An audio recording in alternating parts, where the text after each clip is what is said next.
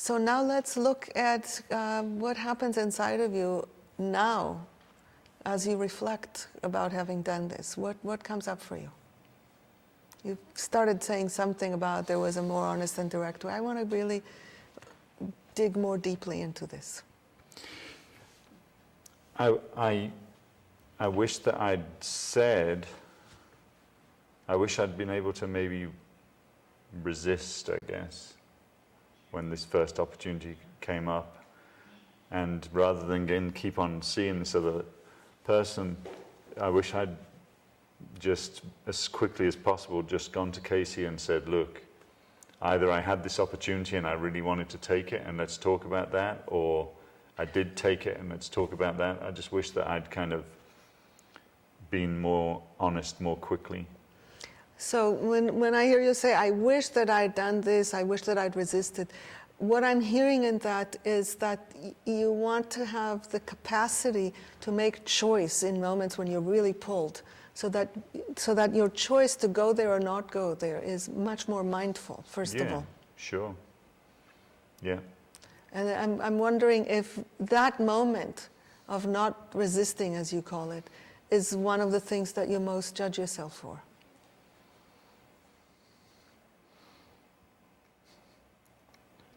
Yeah, because it seems kind of,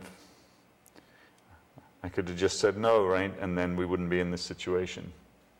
I mean, but, you know, it's like I didn't want to just, what I was fearful of as well was that I would just say no to the other lady and then things would just carry on as usual for me and Casey. We wouldn't talk about it any differently. Maybe I wouldn't even say anything about it. So it would just be the same. So the other thing that I'm hearing in what you're saying is that you really want to trust yourself to take your needs seriously and to stand up for yourself. Right. Yeah, and that's what's not been happening, and that's what I'm really confused about. So there's a way in which doing this was also some form of taking a stand for yourself. Yes.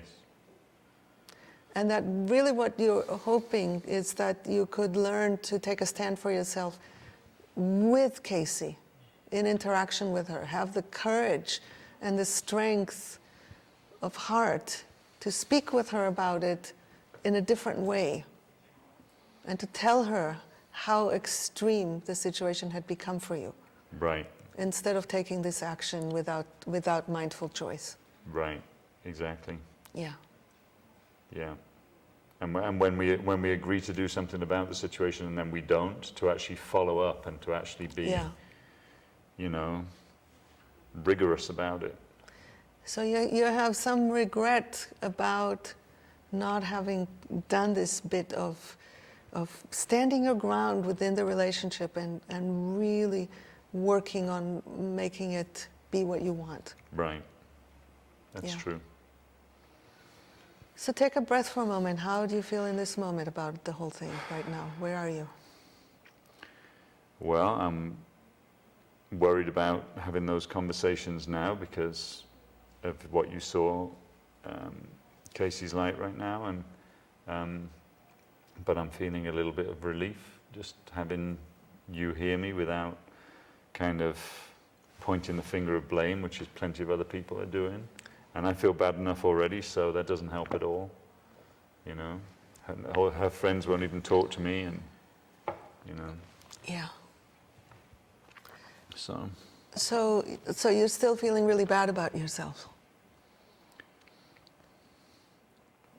Well, I'd like some understanding that I'm not just some criminal. Yeah. You know, so. So you're hoping for some compassion. Yeah. Mm-hmm. Yeah, from more people than just you. How about from inside yourself? Well, I think this conversation has helped bring some focus to that, you know, it's not all just some bad act that I did. What I'm hearing ultimately is that you have a lot of regret for how you did this, and a lot of understanding for why you did this. Right, that's true. Yeah.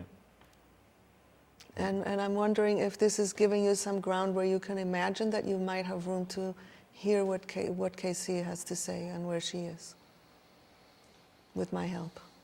With your help, yeah. Yeah, I think so.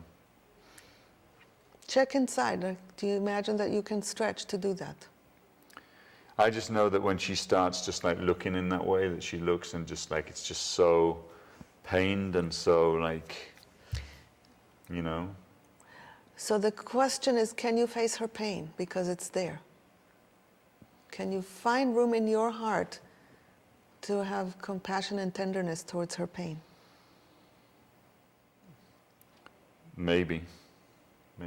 I mean, if she said it just like that she's in pain, it would be a lot easier for me to be compassionate rather than just sort of, how dare you and how could you? Yeah, so it would really help you if she can own her feelings instead of blaming you.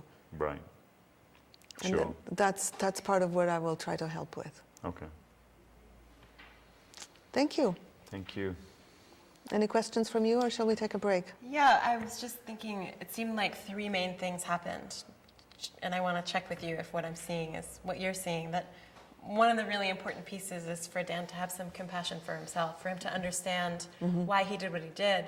And at the same time, the parts that he doesn't like, to really notice that regret, to notice the sadness about what he wished he could have done differently, or the choices that he wished he had made. And there's another piece, it sounds like, about acknowledging the pain, sort of being with the consequence of his choices. Yes.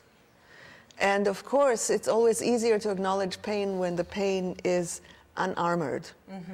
And also the tragedy is that when we are in pain, we are habituated to protecting ourselves and just lashing out, which is what Casey was doing. So when I work with her, I'm going to work on inviting her to unprotect herself and really just show the pain. To make it easier for then to have Dan hear her more easily.